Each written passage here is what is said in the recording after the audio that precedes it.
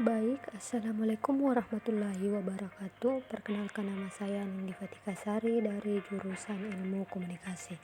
Jadi di sini saya akan membahas mengenai situational crisis communication theory. Nah, teori ini adalah teori yang dikembangkan oleh Timothy yang membahas mengenai bagaimana seseorang atau sebuah instansi bersikap terhadap krisis yang sedang dihadapi. Nah, dalam teori ini dijelaskan bahwa respon organisasi ditentukan oleh atribusi masyarakat terhadap tanggung jawab organisasi dalam menangani krisis. Nah, teori SCC dapat diartikan bahwa reputasi berkolerasi dengan legitimasi.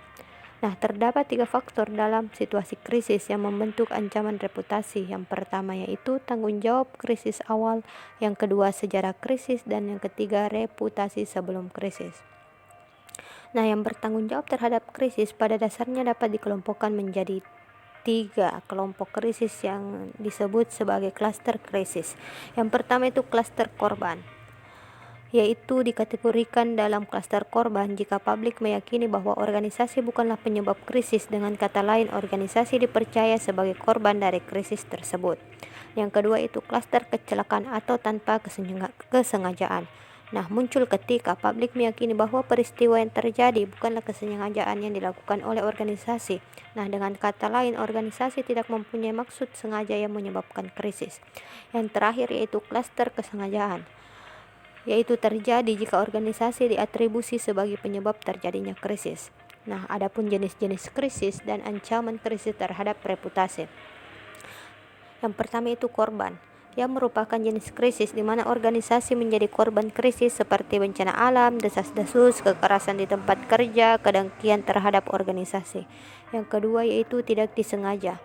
Nah, tidak disengaja itu organisasi meminimalkan tanggung jawab karena krisis tidak disengaja seperti tantangan, kesalahan teknis, dan bahaya produk. Yang ketiga itu krisis yang dapat dicegah. Nah, krisis yang dapat dicegah merupakan krisis yang memungkinkan para pemangku kepentingan untuk sepenuhnya percaya bahwa organisasi harus bertanggung jawab sebagai kesalahan manusia, kelakuan buruk organisasi, kelakuan manajemen, kesalahan organisasi dengan cedera. Nah, teori SCC membagi strategi respon krisis menjadi 4 strategi utama. Yang pertama yaitu menyangkal. Nah, menyangkal ini dilakukan oleh organisasi yang menganggap bahwa mereka memang tidak menghadapi krisis, tetapi ada rumor bahwa organisasi tersebut sedang menghadapi sebuah krisis atau masalah serius. Yang kedua itu mengurangi. Nah, mengurangi di sini yakni organisasi mengakui adanya krisis dan mencoba untuk memperlemah hubungan antara organisasi dengan krisis yang terjadi. Yang ketiga yaitu membangun kembali, yaitu berusaha untuk mengubah persepsi publik terhadap organisasi dengan cara mencoba memohon maaf dan menerima kenyataan bahwa memang benar-benar terjadi krisis.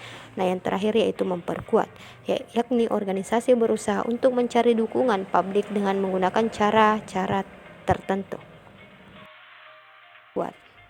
Nah, adapun contoh kasus yang pernah terjadi di Indonesia yaitu corporate communication yang terjadi pada PT XL dalam merespon masa krisis pandemi virus COVID-19, di mana pandemi virus corona atau COVID-19 ini berimbas pada perusahaan telekomunikasi di Indonesia, salah satunya itu PT XL.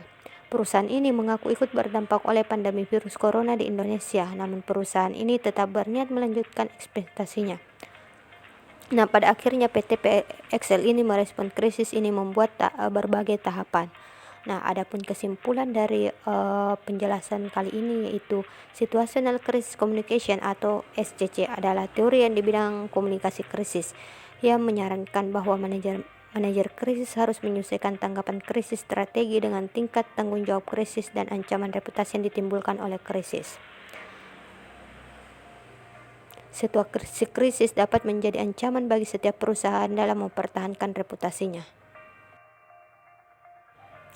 Baiklah, itulah yang dapat saya sampaikan pada materi kali ini. Lebih dan kurangnya mohon dimaafkan. Assalamualaikum warahmatullahi wabarakatuh.